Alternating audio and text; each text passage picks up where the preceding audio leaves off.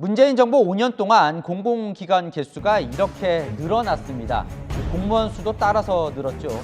윤석열 당선인은 대통령실뿐 아니라 정부 조직도 슬림화, 그러니까 축소 개편하는 방안에 착수했습니다. 인수위는 공공기관을 단계적으로 줄여나가기로 가닥을 잡았습니다. 윤석열 대통령이 오늘 국무회의에서 강도 높은 공공기관 구조 조정을 예고했습니다. 윤석열 대통령이 방만하게 운영되어 공공기관에 대한 고강도 혁신을 예고했습니다. 공기업의 호화 청사를 매각하는 등 비용 절감을 통해 사회적 약자 지원을 늘리라고도 지시했습니다. 윤석열 대통령은 공공기관이 방만하게 운영되고 있다며 고강도 구조조정을 예고했습니다.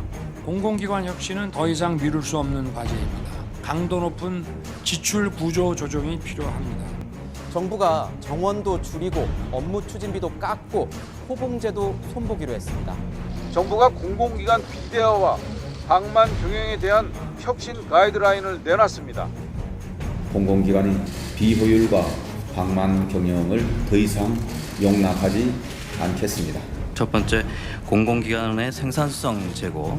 두 번째, 공공기관의 관리체계 개편. 세 번째, 민간과 공공기관의 협력 강화라고 하겠습니다. 공공부문의 강도 높은 체질 개선을 주문해온 정부가 앞으로 5년간 국유재산 16조 원 이상을 매각하기로 했습니다. 국유재산 매각의 무게추가 공공부문의 혁신보다 민간에 넘기는 것 자체에 치우친 듯한 모습입니다. 공공노조에서는 저는 민영화로 가는 중간 단계다, 투입이다 이렇게 보시는 판단하십니다. 공공기관 방만 경영으로 부채도 많아졌고 인력도 많았고 수익성도 떨어지고 호화청소도 있다 이렇게 얘기를 합니다. 이 부분은 기재부가 진실을 왜곡하고 또 국민들을 기만하고 또 공노동자들이 자존심을 짓밟고 결국은 이 공공 영역을 민영화로 가기 위한 그런 전 포석이라고 생각을 합니다. 국민들을 기만하는 행위라고 얘기 드리는 이유가 이미 이런 내용들은 수차에 걸쳐서 기재부의 보도자를 통해서 다 공지가 됐던 내용들입니다. 바로 불과 2개월 전, 4개월 전에 나왔던 보도자료조차도 180도 입장을 바꿔서 마치 이 모든 부실이, 이 모든 부채가 공공기관의 방만경 탓으로 돌리고 있는 게 지금의 기재부의 모습입니다. 놀고 있거나 활용도가 떨어지는 부동산을 민간에 팔아서 민간 경제를 활성화하고 국가 재정에도 보태겠다는 건데 정부가 노후관사라고 밝힌 건물입니다. 서울 강남구 신사동 사거리에 들어선 7층짜리 신축 건물로 고급 수입차 매장, 성형외과 등 다양한 매장들이 입주해 있습니다. 자손들한테 물려주거나 이런 식으로 활용을 하지 정말 기업이나 가게가 쫄딱 망하지 않고서는 함부로 팔지 않아요.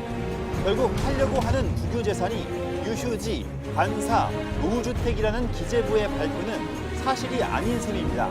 지금도 노후관사니까요. 노후관사를 개발해서 지금 다른 빌딩이 됐다는 기획재정부가 나서서 공공기관들의 경영이 방만하니까 가지고 있는 사옥 건물이나 땅을 팔라고 압박하고 있는 건데요. 그런데 이런 일이 처음이 아닙니다.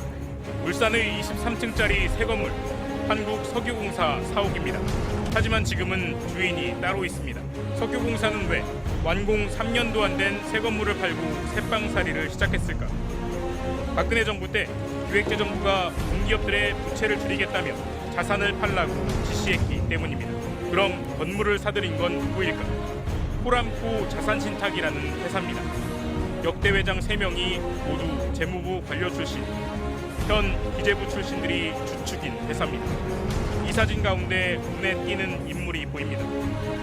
론스타코리아 대표 출신의 차정화 이사 옆에 나란히 등재된 인물, 유일호 사회이사입니다. 공기업 부채를 줄이기 위해 공기업 자산을 팔라고 했던 박근혜 정부 기획재정부의 마지막 수장입니다. 공기업 정책의 설계자였던 우리가 기재부에 있던 장관이라든지 관료들은 전부 다 경전하고 또 이런 그 자산 신탁 회사에 아주 많은 보수를 받아가지고 근무한다는 것은 보이지 않는 손이 작동하지 않느냐. 그렇게 팔겠다는 거 아니에요. 이거 도둑질 아닙니까? 도둑질. 저는 이거 보면서 아무래도 도둑질 같은데. 이거 보면서 그 노암 촘스키라는 언어학자 있죠. 네, 유명한.